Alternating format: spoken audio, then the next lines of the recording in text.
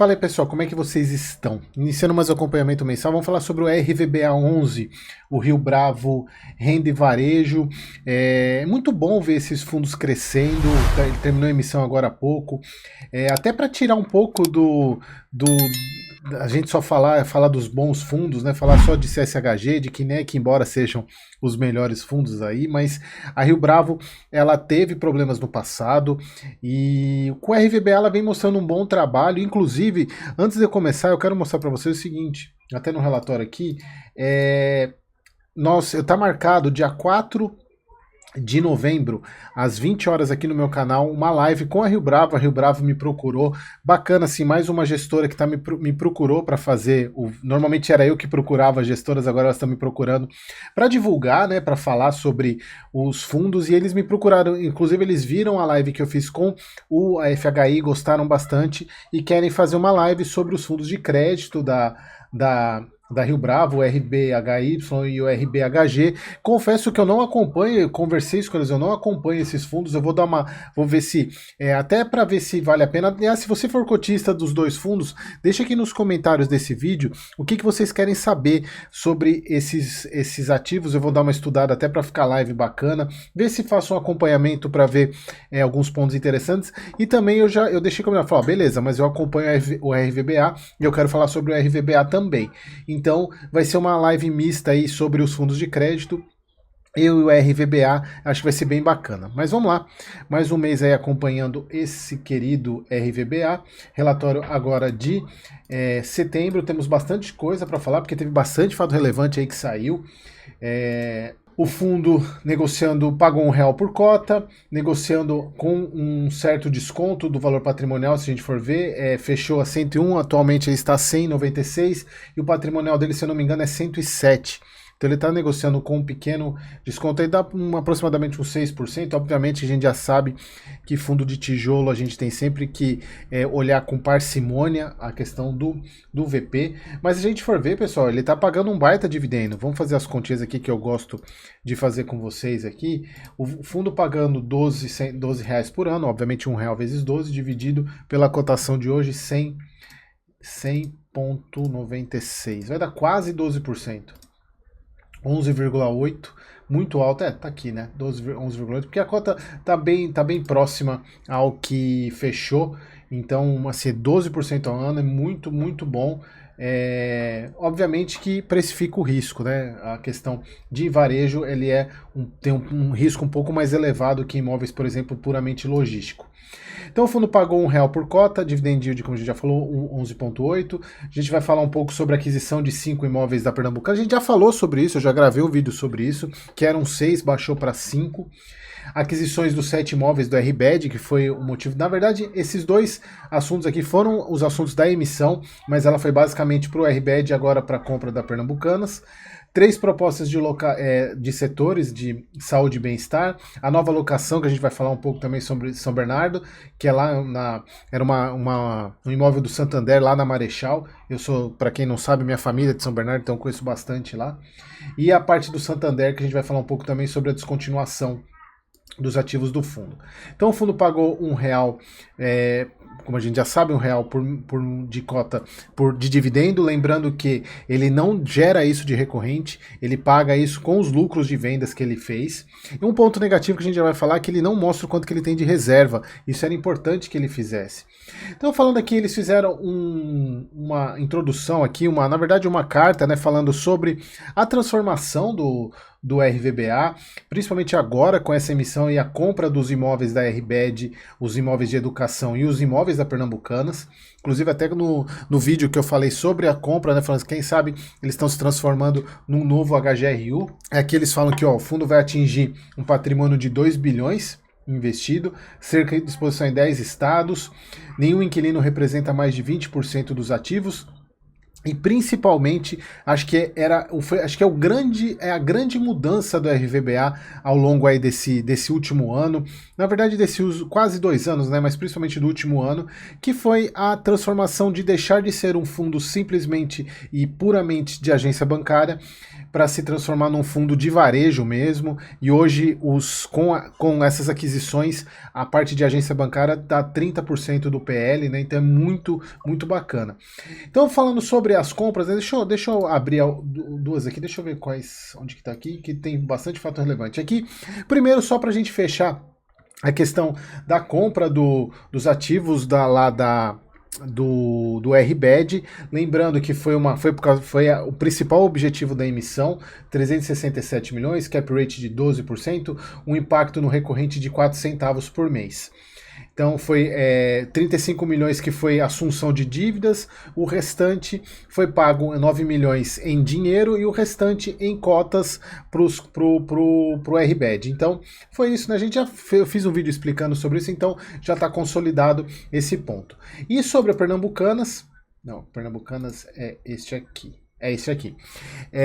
Então eu já também gravei para vocês sobre isso, mas a mudança foi que a compra inicial eram de 6 imóveis e foi para 5 imóveis, valor de aquisição de 68 milhões, pagamento em 4 parcelas, dividend yield estimado no primeiro ano de 14%, que é aquela compra seller finance, né, que é o fundo já recebe os aluguéis imediatamente, mas não pagou tudo ainda, então o pagamento o dividendo de 14% ao ano, impacto pequeno, 0,2% da cota ao mês, na verdade não é tão pequeno assim, né? Se a gente for ver somado com o RBED, né, é quase 10 centavos por mês a mais.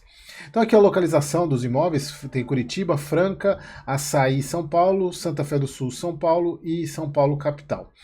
Os imóveis locados para cargas pernambucanas.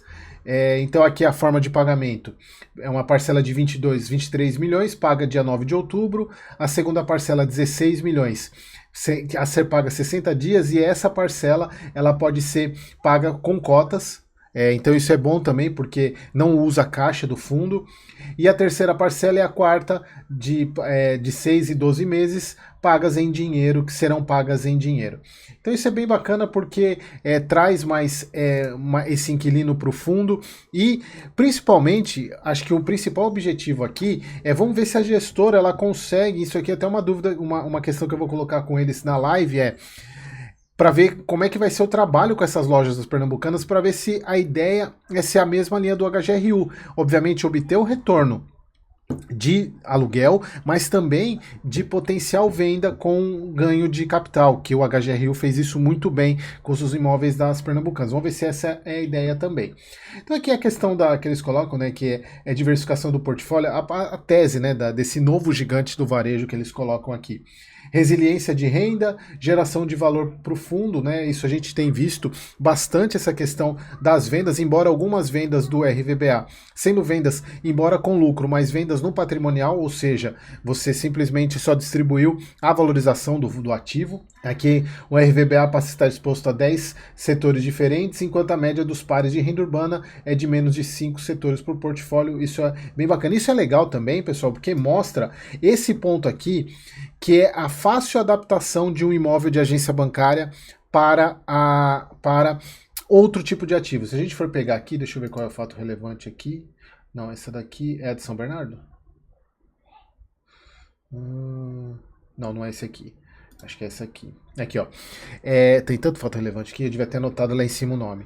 Então foi alugado esse imóvel que era do Santander, lá em São Bernardo, na Marechal. Ele foi alugado para Plano Desenvolvimento, que é uma empresa listada em bolsa, inclusive. Contrato de locação de 30 meses, prazo de vencimento em 2027. Vai gerar um resultado positivo de 10 centavos, que dá 0,008 muito pouco. Mas aqui é importante para mostrar que vacância diminuindo. Por mais que o resultado não impacte tanto, mas é a vacância diminuindo. E aqui um ponto que é de negativo, que esse imóvel ele demorou acho que 1 ano para ser alugado. Então isso mostra também que esse acho que é o ponto negativo, né, que é a demora para alugar, mas e é uma região, para quem conhece São Bernardo ali, a Marechal é uma das principais regiões ali de São Bernardo, é a rua do comércio, digamos, lá em São Bernardo. Então demorou muito para alugar, mas o importante é tem esse ponto negativo, mas o ponto positivo, que é a alocação propriamente dita e a adaptação de agência bancária para outro segmento. Então, mostrando que dá para fazer isso sem problemas nenhum. E a outra alocação que o fundo teve foi essa aqui, a alocação para academia, para um setor de fitness, que eles tinham falado, que eles estavam falando desde dos relatórios passados, que estavam tendo bastante visita, né, de locação, novo contrato de locação prazo de 120 meses, 10 anos, com vencimento em setembro de 2024. O imóvel Berrini está localizado lá em São Paulo, é um baita de uma localização. Aqui, a nova alocação deverá gerar um impacto anual positivo de 4 centavos. Se a gente for dividir por 12, é muito pouco, mas é mais uma vacância diminuindo, ou seja, a vacância do fundo vai para 7% mais ou menos. Eu não sei se eles colocam isso aqui, mas ela foi por torno de 7%, o que é muito bom. E aqui outro ponto, pessoal, falando sobre os imóveis do Santander, que aqui a gente vê, né, a parte de exposição à agência bancária, 32%, baixou bastante, né? Era 100%, até o começo do ano, se eu não me engano, era mais de 50%, agora já está em 32,7%. Aqui eles falando, pessoal, principalmente sobre dois pontos das agências bancárias. Tem agências que estão descontinuando, ele coloca aqui que ó, as operações do Santander das avenidas Duque de Caxias e Candelária estão sendo descontinuadas, mas como eles têm contrato de locação atípico, então o fluxo de caixa desses imóveis vai até junho de 25.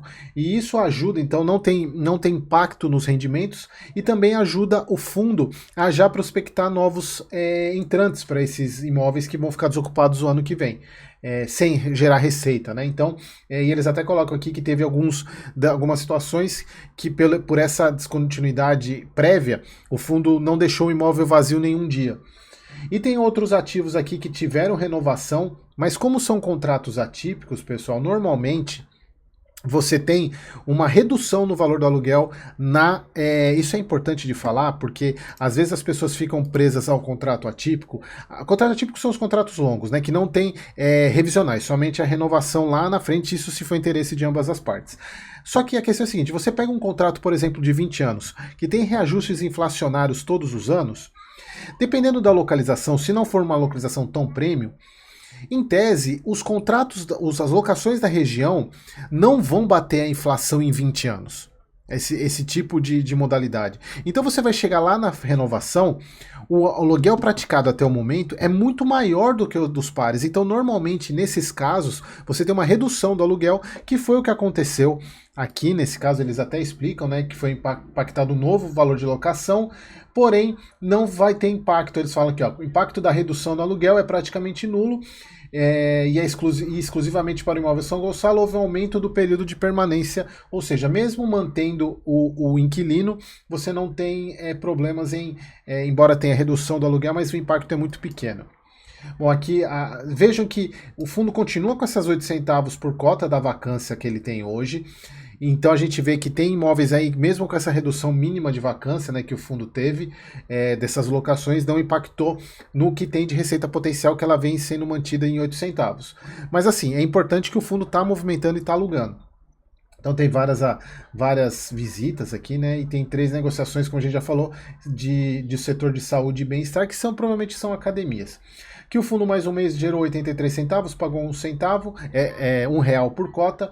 Infelizmente eles não trazem o quanto que eles têm de resultado de acumulado. Aqui ele está negativo porque ele já está gastando mais do que ele tinha mas ele tem acumulado. Então a gente precisava saber, né, quanto que ele tem acumulado para a gente poder saber o quanto que tem de reserva ainda, mas até onde eu sei está bem tranquilo em termos de rendimento. Então o fundo distribui 1 centavo por cota, dividend yield de 11,8, bem exagerado, lembrando que isso não é dividendo recorrente, tá? Porque se a gente for pensar no recorrente hoje, ele é por volta aqui de 80 centavos, se a gente for ver aqui, né? Tirando a parte que ele usa com lucro, se a gente for ver aqui, ó, nos meses onde ele não teve receita com venda, deu 76 a 80. Vamos supor que seja 80.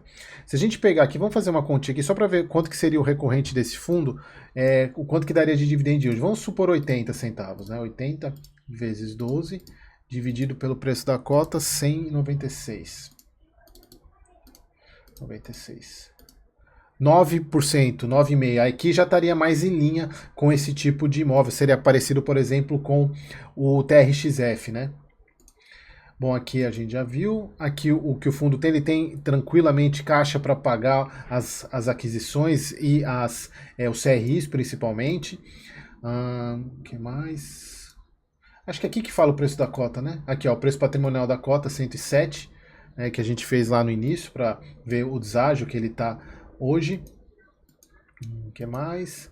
Aqui os inquilinos, localização, aqui as receitas por indexador, tem bastante GPM, regiões do país, 94% sudeste, por locatário o maior é Caixa, depois Santander, e o restante aqui é Açaí, Grupo Pão de Açúcar, Centauro. Acho que aqui ainda não entrou ainda a questão dos educacionais ainda. Aqui os contratos, maior parte típico, tem uma parte atípica, que são basicamente as antigas as agências, não as que estão renovando. Patrimônio do fundo, aqui o portfólio, todos os ativos do fundo, né? Aqui a alavancagem, o fundo está bem tranquilo para pagar e o importante de tudo, né, é um carrego positivo com as taxas que a gente tem hoje. Então é isso, pessoal. Mais um mês aí acompanhando o RVBA. Não sei se o vídeo ficou longo, porque tem bastante coisa para falar. E espero vocês não anotem na agenda aí, dia 4 de novembro, às 8 horas, live com a gestora sobre crédito e o RVBA. Deixem aqui nos comentários dúvidas que vocês tenham, pontos, e vocês sabem que eu falo mesmo, né? Se tiver alguma questão para falar, eu vou falar, e eu quero trazer muito à tona essa questão de como que eles vão recuperar, de como que eles pensam em recuperar a imagem da gestora, tá bom? Então eu espero vocês no próximo vídeo.